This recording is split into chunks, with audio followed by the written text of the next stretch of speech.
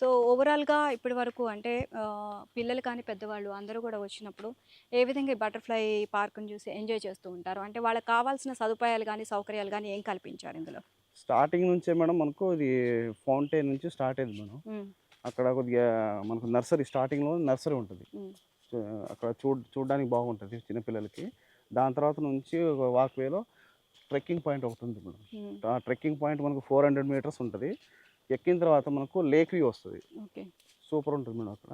అక్కడ నుంచి zip line హ్మ్. అడ్వెంచర్‌గా ఫీల్ అయ్యే వాళ్ళకి, పెద్దోళ్ళకైనా, చిన్నపిల్లలకైనా సరే జిప్ లైన్ ఒకటి క్రియేట్ చేశాము. హ్మ్. హ్మ్. దాని తర్వాత వర్చువల్ రియాలిటీ అని చెప్పేసి ఒకటి అది కూడా డెవలప్ చేస్తున్నాం మేడం. హ్మ్. హ్మ్. అది కూడా కన్‌స్ట్రక్షన్‌లో ఉంది.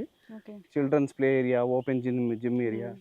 క్యాంటీన్ ఫెసిలిటీ, వాష్‌రూమ్స్, తర్వాత వాటరింగ్ ఇవన్నీ కూడా మనం ప్రొవైడ్ చేశాం. ఓకే.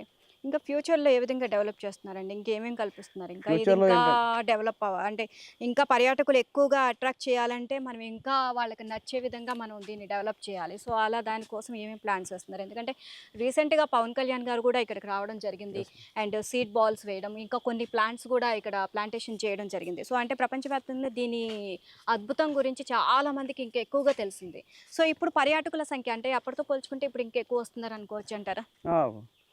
కన్ఫర్మ్‌గా అనుకోవచ్చు మేడం. హ్మ్. ఎందుకంటే ఇది పవన్ కళ్యాణ్ గారు వచ్చిన తర్వాత నుంచి ఇంకా పెరిగింది మేడం. ఎందుకంటే పబ్లిక్ ఓకే. ఇది ఓవరాల్‌గా బాగా అందరికీ వెళ్ళిపోయింది. స్ప్రెడ్ అయిపోయింది స్ప్రెడ్ జనాల్లోకి. ఆ! అయిపోయింది. స్ప్రెడ్ అయిపోయి జనాలు వస్తున్నారు, పెరుగుతుంది. ఇంకా దీని ఉద్దేశ్యం ఏంటంటే బర్డ్ వాక్ అని ఒకటి ప్లాన్ చేస్తున్నారు మేడం. ఓకే. అంటే ఇది మన చెరువు ఉంది మేడం ఇక్కడ దగ్గరలో. హ్మ్. ఆ చెరువు మీద ఒక చిన్న వుడ్ బ బ్రిడ్జ్ లాగా కట్టేసి హ్మ్. అక్కడ ఒకటి వ్యూ పాయింట్ చేయాలనే ఉద్దేశ్యం ఉంది మేడం. ఓకే. అది ఒకటి డెవలప్ చేయాలనుకుంటున్నాము. హుహు. ఇంకా ట్రెక్కింగ్ పాత్స్ ఉన్నాయి. ఓకే. అది కూడా క్రియేట్ చేస్తున్నాము. ఒక 3 కిలోమీటర్స్ వరకు ట్రెక్ పాత్ ఉంది. హ్మ్. అది కూడా డెవలప్ చేశాము. హ్మ్. తర్వాత వ్యూ డెక్స్ కొన్ని ప్లాన్ చేశాము. హ్మ్.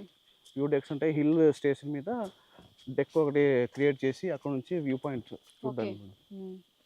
అండ్ అంతే కాకుండా ఇక్కడ జంగిల్ సఫారీ గూడా త్వరలో ఏర్పాటు చేయబోతున్నారు అని చెప్పేసి విన్నాం. అవును. సో, ఈ ప్రాసెస్ ఇదంతా కూడా ఎప్పుడు జరుగుతుంది? దీనివల్ల ఇంకా ఏ విధంగా పర్యాటకులను ఆకర్షిస్తుందంటారు ఇది?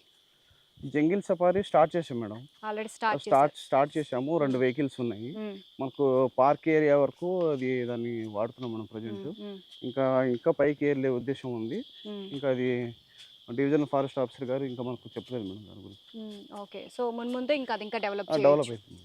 ఓకే. రైట్. థాంక్ యూ అండి. Thank you so okay. Much. Thank you.